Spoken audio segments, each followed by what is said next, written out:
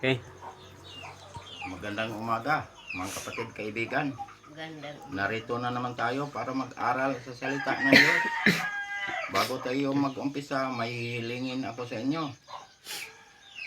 Paki-subscribe, paki-like, paki-share sa aming munting YouTube channel, Marlon Correct YouTube channel, para mapabilis pagpalaganap ang salita ng Diyos sa buong mundo at maipakilala natin ang ating Panginoong Hesukristo, nating Panginoong tagapagligtas. Paki-subscribe, paki-like, paki-share. Maraming salamat po. Tayo na yung manalangin. Ama naming Diyos na makapangyarihan sa lahat, salamat po Panginoon sa umagang ito. Narito po kami, Ama, para mag-aral sa iyong salita. Basbasahan mo po Panginoon ang lahat ng taga-subaybay at lahat ng tagapakinig nitong mensahe nito, na sila'y makakilala sa iyo at ikaw ay tanggapin bilang Panginoon at tagapagligtas. Ito ang aming hiling at samot dalangin sa pangalan ng aming Panginoong Hesukristo, na aming Panginoon tagapagligtas. Amen. Dito tayo mag-aral, mga kapatid, kaibigan, sa Juan Kapitulo 6, versikulo 63 hanggang 68. Ito ang sinasabi dito sa 63. Ang Espiritu ang nagbibigay buhay ng laman ay walang anumang pakinabang. Ang mga salitang sinabi ko sa inyo ay Espiritu at buhay. Anong ibig sabihin nito? Ang ibig sabihin, ang laman ay walang pakinabang, dahil itong laman ay babalik ito sa lupa. Ang Espiritu, ito ang nagbigay buhay sa bawat isa sa atin. Kaya dito tayo mamuhay sa Espiritu para tayo ay hindi mamamatay, dahil ang katawan ay mamamatay, dahil itong katawan ay mahilig gumawa ng kasalanan. Anong kabayaran ng kasalanan? Kamatayan. Kaya dito tayo mamuhay sa Espiritu. Yan ang ibig sabihin nito. Sa 64, ito ang sinasabi dito. Subalit may ilan sa inyo na hindi sumasampalataya, sapagkat nalalaman ni Jesus buhat panang una kung sino-sino ang hindi sumasampalataya at kung sino ang magkakanulo sa Kanya. Alam ng Diyos kung sino ang hindi sumasampalataya sa Kanya. Alam din ng Diyos kung ang tao nga sumasampalataya sa Kanya. Alam ng Diyos yan. Alam din ng Diyos kung sino ang magkakanulo sa Kanya. Yan. Yan ang sinasabi dito sa 64. Kilala ng Diyos yung Kanya. Kilala din ng Diyos yung hindi sa Kanya. Kaya nga, may nagkakanulo sa Kanya. Sino ang nagkakanulo sa Kanya? Yung mga hindi sumasampalataya.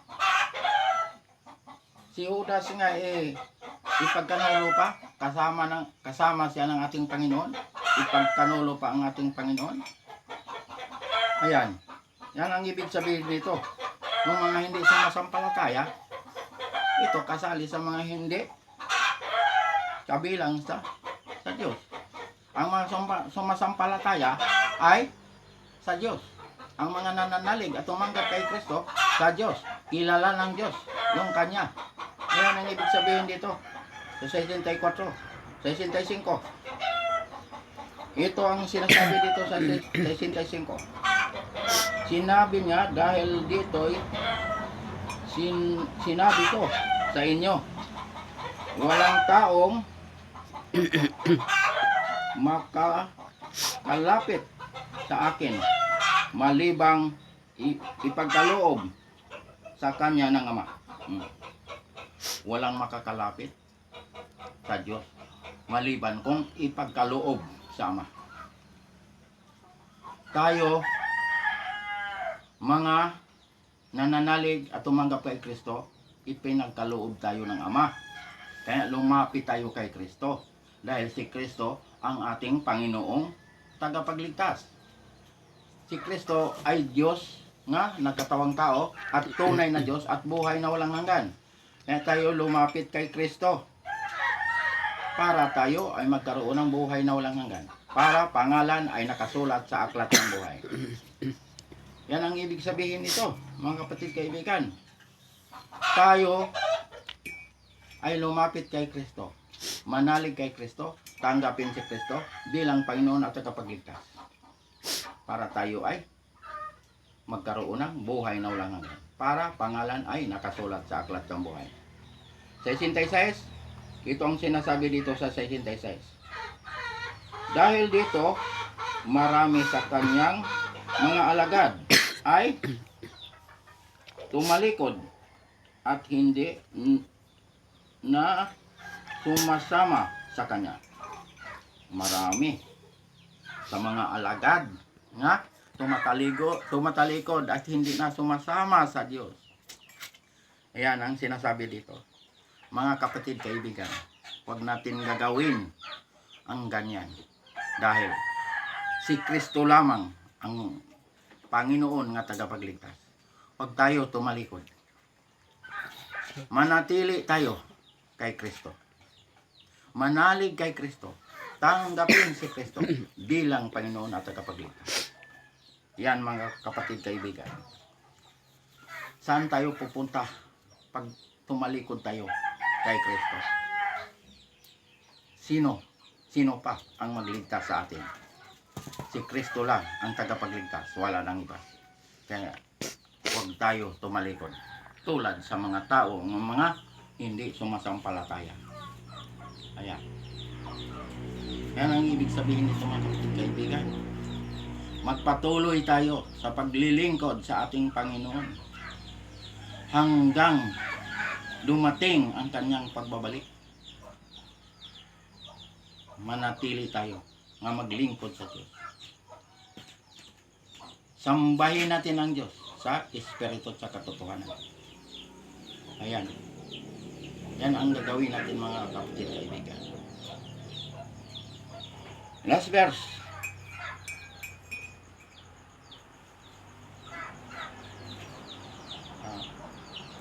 Sa 67 pala. Ito, sa 67. Di pa last verse. Kaya't sinabi ni Jesus na sa 12, ibig din ba ninyong umalis? Yan ang sabi. Nagtanong ang ating Panginoon, ibig ba ninyong kayo'y umalis? Yan. Saan tayo pupunta pag tayo'y umalis? Sino ang ating pupuntahan? Si Kristo lamang ang Panginoong tagapagligtas. Wala tayong mapupuntahan dahil ang ating Panginoong Jesucristo lamang ang tagapagligtas. Wala nang iba.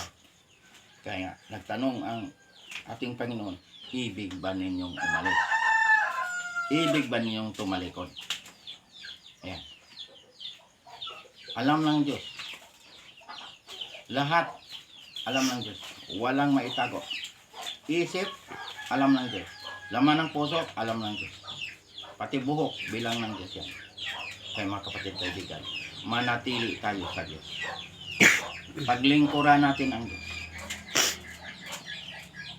Hanggang tayo'y nandirito sa mundong ito. Wala tayong ibang mapupuntahan. Pag tayo ay tumalikod, umalis. Dahil si Kristo ang Diyos nga, nagkatawang tao. Siya ay tunay na Diyos at buhay na walang hanggan. Siya ang tagapagligtas. Kaya manatili tayo sa Kanya. Last verse. 68. Ito ang sinasabi dito. Sumagot sa Kanya si Simon Pedro, Panginoon, kanino kami pumunta. Ikaw ang may mga salita ng buhay na walang hanggan. Nagtanong si Pedro, saan sila pupunta? Nga na kay Kristo ang buhay na walang hanggan. Walang ibang mapupuntahan kundi si Kristo. Dahil si Kristo ang ating Panginoong tagapagligtas. Ayan mga kapatid kaibigan. Paniwalaan natin ito. Itong mensahe na ito. Dahil ito ay katotohanan. Si Kristo lamang ang ating Panginoon nga tagapagligtas. So, wala ng ibang tagapagligtas. Gawa 4:12. Si Kristo lamang ang tagapagligtas. Pag ang hanap ay kaligtasan, kay Kristo tayo lumapit. Manalig kay Kristo, tanggapin si Kristo bilang Panginoon at tagapagligtas. Diyan tayo nagkaroon ng buhay na walang hanggan. Pangalan ay nakasulat sa aklat ng buhay.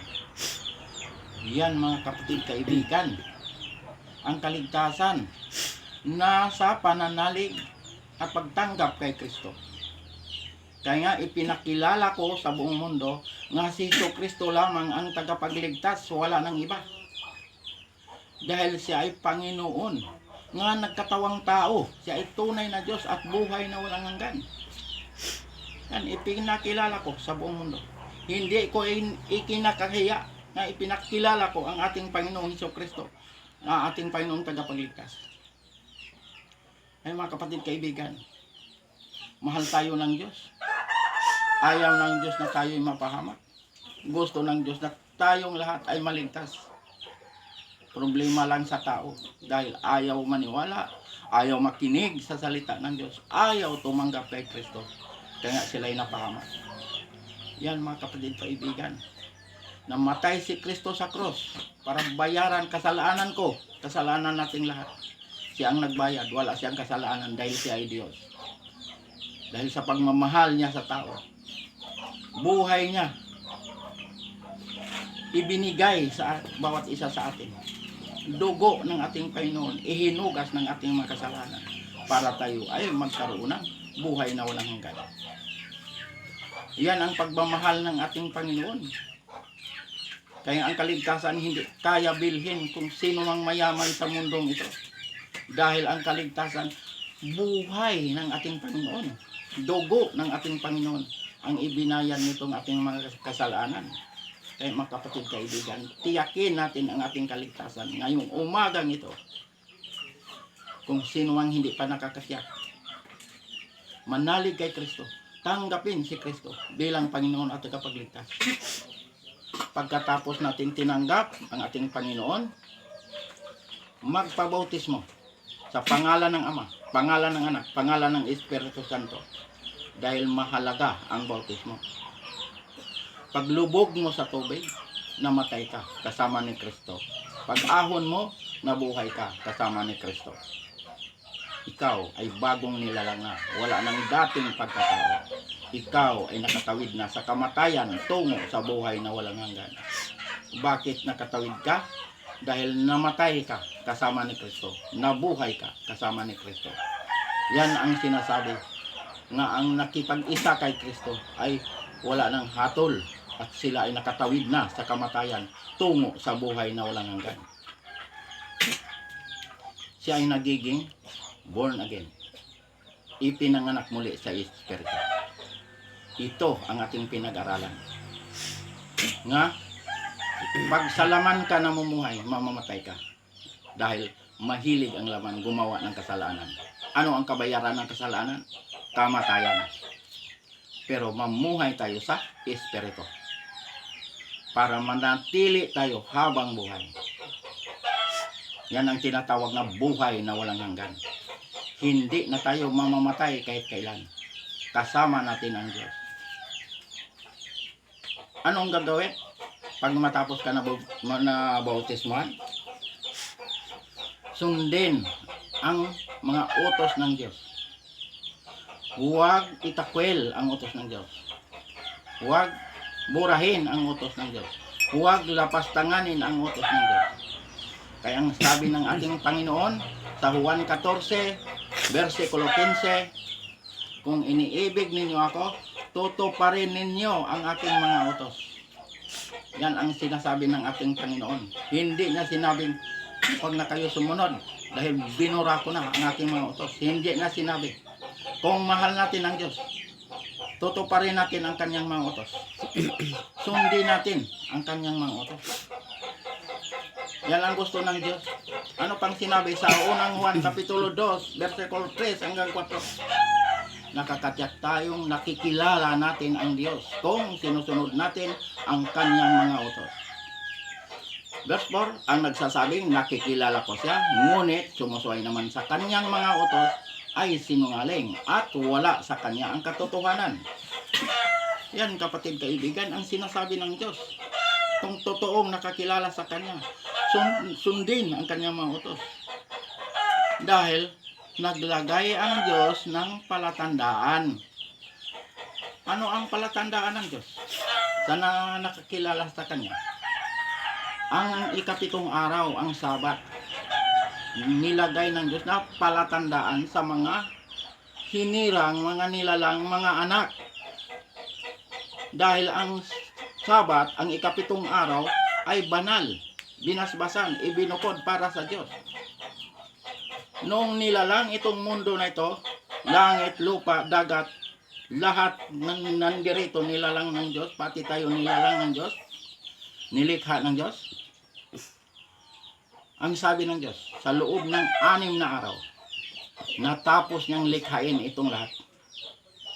Sa ikapitong araw, sinabi ng Diyos, nagpahinga siya. Anong ibig sabihin nga nagpahinga ang Diyos? Napagod ang Diyos? Hindi napapagod ang Diyos dahil ang Diyos ay makapangyarihan. Kaya sinabi ng Diyos na siya ay nagpahinga para tayong kanyang mga nilalang, mga hinirang, mga anak, sumunod sa kanya para tayo ay makapasok sa kapahingahan ng Diyos. Yan ang ibig sabihin yan. Ibig bang sabihin nagpahinga, matutulog? Hindi tayo matutulog. Kaya sinabi ng Diyos nga nagpahinga para tayo ay sumamba sa Kanya sa ikapitong araw, yung Sabat. Ayan ang tinuro ng Diyos. Kaya nilikha itong lahat nga nandirito sa loob ng 6 na araw. Anong araw nilikha ng Diyos itong lahat nga nandito sa mundo? Linggo, Lunes, Martes, Miyerkules, Huwebes hanggang Biyernes. Nilikha ito ng Diyos. Ang ikapito ay ginawa niyang palatandaan. Banal na araw. Ibinukod para sa Kanya. Para tayo ay sumamba sa Kanya. Yan ang sinasabi ng Diyos. Kilalanin niyo ako, kilala ko kayo. Ezekiel 20:20. Dahil naglagay ang Diyos ng palatandaan. Kilala ng Diyos yung Kanya. Kilala din ng Diyos yung hindi sa Kanya. Kaya sa bagong langit, bagong lupa, ang sambaron ay Sabat. Saan mabasa? Isaiah 66, versikulo 22 hanggang 23. Versikulo 22, mababasa mo ang bagong langit, bagong lupa. Tiyak, mababasa mo yan.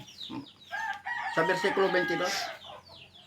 Sa versikulo 23, mababasa mo ang araw ng pamamahinga. Pag nakabasa ka ng araw ng pamamahinga, Sabat yan, hindi yan linggo. Pero dito sa hawak ko na Biblia, ang nakalagay dito ay Sabat. Lahat ng bansa pupunta ron para sumamba sa Diyos. Mukhaan, harapan, makikita natin ang Diyos na ating sinasamba. Hindi lang sinabi ng Diyos na kayo lang Hudyo o Israel, kayo lang ang pupunta rito para sumamba. Ang sinabi ng Diyos, lahat ng bansa pupunta ron para sumamba sa Diyos. Sambahin ang Diyos sa espiritu at sa katotohanan. Kaya nga mga kapatid kaibigan, tinuturuan tayo ng Diyos. Tagapagligtas, tinuturuan tayo. Si Jesucristo ang tagapagligtas, wala nang iba. Bautismo, tinuturuan tayo ng Diyos. Kautusan, tinuturuan tayo ng Diyos. Kailan ang kaligtasan? Ngayong buhay pa tayo. Pangalawang Korinto, Kapitulo 6, versikulo 2. Ngayon ang araw ng kaligtasan. Buhay pa tayo. Mga kapatid, kaibigan, paniwalaan natin itong mensahe na to, dahil ito katotohanan. Wala itong halo nga kasinungalingan. Ang Diyos ay hindi marunong magsinungaling. Pag sinabi niya ay totoo at mangyayari. Nangako ang Diyos nga siya ay babalik. Babalikan niya yung mga kanya, yung mga pangalan nga nakasulat sa aklat ng buhay. Iyon ang babalikan ng Diyos para isama niya doon sa kanyang kaharian. Hinihintay natin ang muling pagparito ng ating Panginoon. Yan mga kapatid, kaibigan, malapit na ang pagbabalik ng ating Panginoon. Kaya ihanda ang ating sarili sa kanyang pagbabalik. Baka hindi tayo handa sa kanyang pagbabalik. Pag nagsira na ang mensahe ng Diyos, wala nang maririnig na nagsasalita pa patungkol sa Diyos. Dahil nagsara na. Pag isinaranan ng Diyos, wala nang pag-asa. Dahil saan pa kayo pupunta, wala nang maririnig na nagsasalita sa mensahe ng Diyos. Wala na. Maghanap-hanap na kung saan sila pupunta. Kaya nga, mga kapatid, kaibigan, paniwalaan natin itong mensahe na to. Dahil ang Diyos ay naghihintay kung sino ang lumapit sa Kanya, kung sino ang tumanggap sa Kanya. Hinihintay tayo, mga kapatid, kaibigan ng Diyos. Kung tayo'y hindi pa nakakatiyak, tiyakin natin ang ating kaligtasan. Na kay Kristo ang kaligtasan. Na sa pananalig at pagtanggap kay Kristo, tayo magkaroon ng buhay na walang hanggan. Mga kapatid, kaibigan, mahal tayo ng Diyos. Ayaw ng Diyos na tayo'y mapahamak. Gusto ng Diyos ang lahat ay maligtas. Problema lang sa tao. Dahil ang tao ayaw makinig sa salita ng Diyos, ayaw maniwala, ayaw tumanggap kay Kristo. Kaya nga sila na ang pumili sa kanilang kapahamakan. Mga kapatid, kaibigan, hindi pauli ang lahat. Naghihintay ang Diyos. Kung sino ang lumapit sa Kanya, kung sino ang tumanggap sa Kanya. Ang gagawin lang, humingi ng tawad sa lahat ng ating mga nagawang mga kasalanan. Hingian natin ng tawad. Kaya patawarin ng Diyos. Kaya paputiin gaano man kaitim ang ating mga kasalanan. Kaya niyang paputiin. Kaya tayong patawarin ng Diyos. Basta aminin lang natin na tayo nagkakasala. Hanggang dito na lang tayo, mga kapatid, kaibigan. Paki-subscribe, paki-like, paki-share sa aming munting YouTube channel, Marlon Correct YouTube channel, para mapabilis pagpalaganap ang salita ng Diyos sa buong mundo. At maipakilala natin ang ating Panginoong Jesucristo, nating Panginoong tagapagligtas. Maraming salamat po. Tayo na'y manalangin. Ama naming Diyos na makapangyarihan sa lahat, salamat po Panginoon sa mga salita mo naming napag-aralan ngayong umagang ito. Basbasan mo po Panginoon ang lahat ng taga-subaybay at lahat ng tagapakinig nitong minsay na to, na sila'y makakilala sa iyo at ikaw ay tanggapin bilang Panginoon at tagapagligtas. Ito ang aming hiling at ang dalangin sa pangalan ng aming Panginoong Jesucristo, naming Panginoong tagapagligtas. Amen.